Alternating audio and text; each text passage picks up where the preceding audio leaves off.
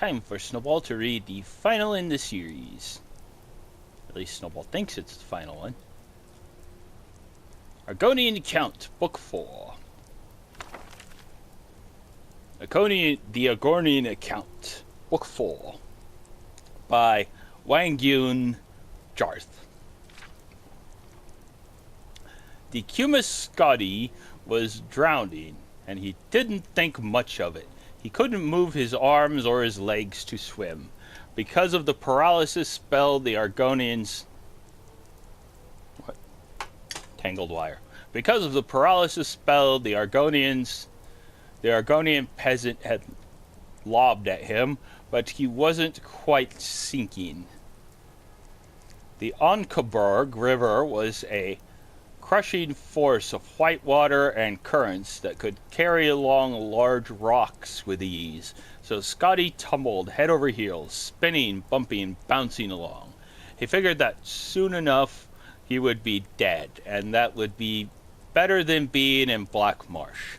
He wasn't too panicked about it all when he felt his lungs fill with water and cold blackness fell upon him. For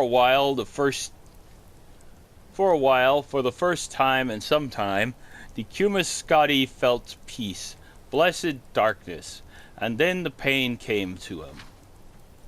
And he felt himself coughing, spewing water up from his belly and his lungs. A voice said, "Oh, brother, he's alive, ain't he now?" Scotty wasn't quite sure if that were true. Even when he opened his eyes and looked at the face above him, it was an Argonian, but unlike any he had seen anywhere. The face was thin and long like a lance. The scales were ruby red, brilliant in the sunlight. It blinked at him, its eyelids opening and closing in vertical slits. "I don't suppose we should eat you, should we now?" The creature smiled, and Scotty could tell from its teeth that it was no idle suggestion. "Thank you," said Scotty weakly. He craned his head slightly to find out who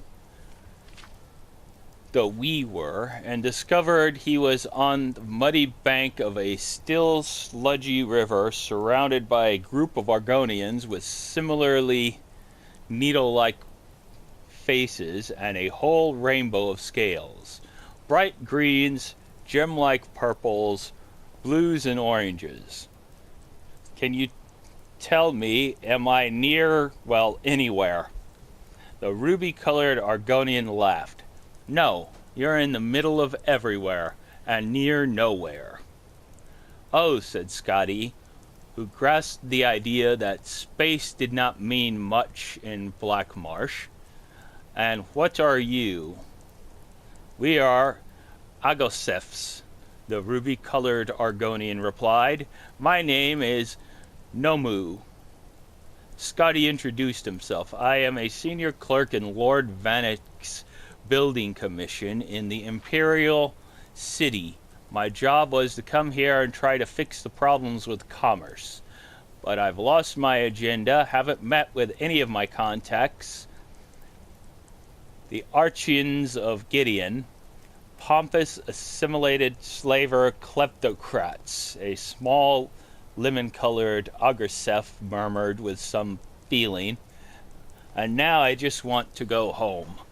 Nemu smiled, his long mouth arching up like a host happy to see an unwanted guest leave a party. "Sheths will guide you." Sheths, it seemed, was the bitter yellow creature, and he was not at all pleased with the assignment. With surprising strength, he hoisted Scotty up, and for a moment the clerk was reminded of Gemellus dropping him into the bubbling muck that led to the Underground Express. Instead, Sheths shoved Scotty towards a tiny little raft, razor thin, that bobbed on the surface of the water. "This is how you travel. We don't have the We don't have the broken wagons and dying horses of our brothers on the outside, Sheths replied, rolling his tiny eyes. We don't know better. The Argonian sat at the back of the craft and used his whip-like tail to propel and navigate the craft.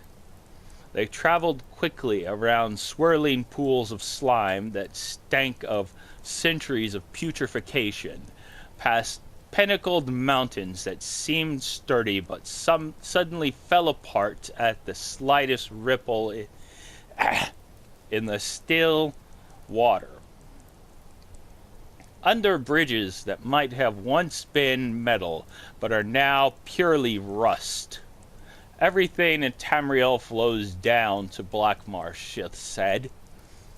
As they slid through the water, Sheth explained to Scotty that the Agosefs were one of the many Argonian tribes that lived in the interior of the province. Near the Hist, finding little in the outside world worth seeing, he was fortunate to have been found by them. The Nagas, the toad-like Patru, and the winged Serpa would have killed him on the spot. There were other creatures to be avoided, though there were few natural predators in inner Black Marsh. The scavengers that rooted in the garbage seldom shied away from a living meal. Hawkwings circled overhead like the ones Scotty had seen in the west. Sheth fell silent and stopped the raft completely, waiting for something. Scotty looked in the direction Sheth was watching and saw nothing unusual in the filthy water. Then he realized that the pool of green slime in front of them was actually moving, and fairly quickly, from one bank to the other. It deposited small bones behind as it oozed up onto the reeds and disappeared. Voriplasm, Sheth explained, moving the boat forward again. Big word. It'll strip you to the bone by the second syllable. Scotty, desirous to distract himself from the sights and smells that surrounded him, thought it a good time to compliment his pilot on excellent vocabulary. It was particularly impressive given how far from civilization they were. The Argonians in the east did in fact speak so well. They tried to erect a temple of Mara near here in Umphalo 20 years ago, Sheth explained, and Scotty nodded, remembering reading about it in the files before they were lost. They all perished quite dreadfully of swamp rot in the first month, but they left behind some excellent books. Scotty was going to inquire further when he saw something so huge, so horrifying, it made him stop frozen. Half submerged in the water ahead was a mountain of spines, lying on 9-foot-long claws. White eyes stared blindly forward, and then suddenly the whole creature spasmed and lurched, the jaw of its mouth jutting out, exposing tusks clotted with gore. Swamp Leviathan, Sheth whispered, impressed. Very, very dangerous. Snowball wonders what isn't there. Scotty gasps, wonder why the Agasef was so calm, and more, why he was continuing to steer the raft forward towards the beast. Of all the creatures in the world, the rats are sometimes the worst, said Sheth. And Scotty noticed that the huge creature was only a husk. Its movement was from the hundreds of rats that had burrowed into it, rapidly eating their way from the inside out, bursting from the skin in spots. They are indeed, Scotty said, and his mind went to the Black Marsh files. buried deep in the mud, and 4 decades of imperial work in Black Marsh. The two continued westward through the heart of Black Marsh. Sheth showed Scotty the vast, complicated ruins of Cothringi capitals, fields of ferns and flowered grasses, quite quiet streams under canopies of blue moss, and the most astonishing sight of Scotty's life, the great forest of full-grown hist trees. They never saw a living soul until they arrived at the edge of the Imperial Commerce Road, just east of Slock Point, where Malik, Scotty's Redguard guide, was waiting patiently. I was going to give you 2 more minutes, the Redguard scowled, dropping the last of his food into a pile at his feet. No more, sir. The sun was shining bright. When Damascus Scotty rode into the Imperial City as it caught the morning dew, it lent a glisten to every building as if they had been newly polished for his arrival. It astonished him how clean the city was and how few beggars there were. The protracted edifice of Lord Vanitch's building commission was the same as it had always been, but still the very sight of it seemed exotic and strange. It was not covered in mud. The people within actually generally worked. Lord Vanish himself, though singularly squat and squinty, seemed immaculate. Not only relatively clean of dirt and scabs, but also relatively uncorrupt. Scotty couldn't help but stare at him when he first caught sight of his boss. Vanek stared right back. "You are a sight," the little fellow frowned. "Did your horse drag you to Black Marsh and back? I would say go home and fix yourself, but there are a dozen people here to see you. I hope you have solutions for them." It was no exaggeration. Nearly 20 of Cyrodiil's most powerful and wealthiest people were waiting for him. Scotty was given an office even larger than Lord Vanek's, and he met with each. First among the commission's clients were 5 independent traders, blustering and loaded with gold, demanding to know what Scotty intended to do about improving the trade routes.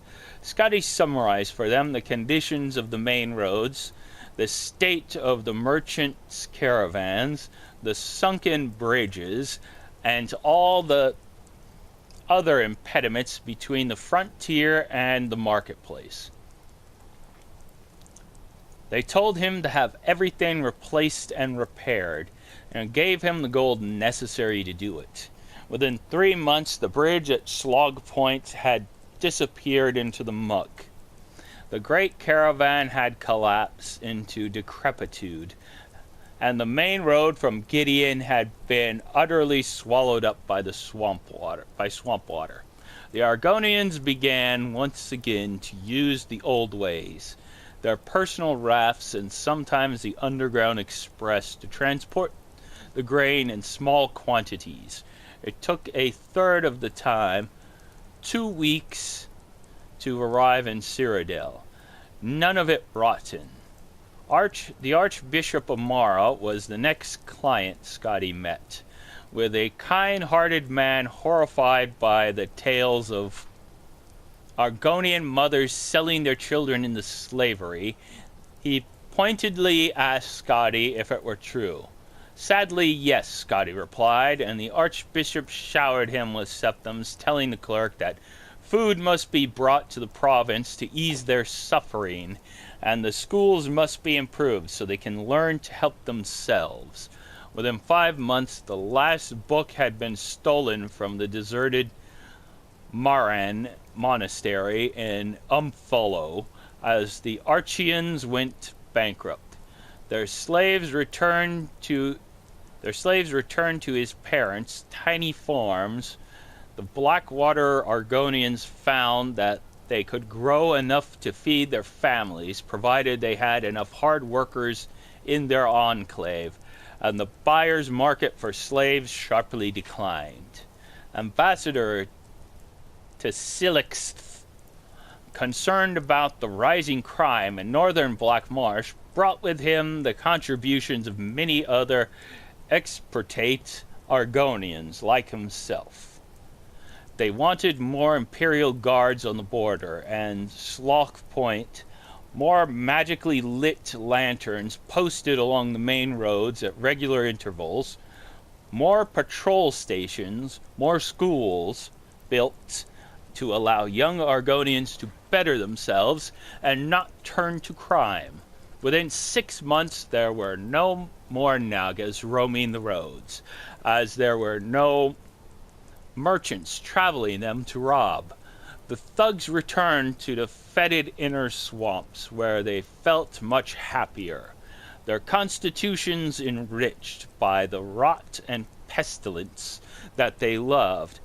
Tsilix and his consistency were so pleased by the crime rate dropping, they brought even more gold to Damascus Scotty, telling him to keep up the good work.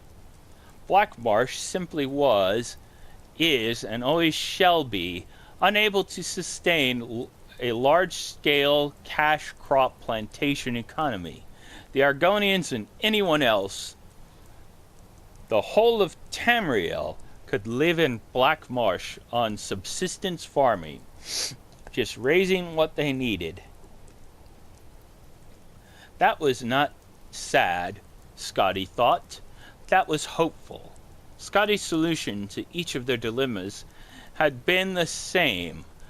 10% of the gold they gave him went to Lord Vannick's building commission. The rest Scotty kept for himself and did exactly nothing about the requests. Within a year, Decumus Scotty had embezzled enough to retire very comfortably. And Blackmarsh was better off than it had been in 40 years. That's it. Embezzlement made everything better. Crime, money, keep it for yourself. Let them mud and farm. Sure.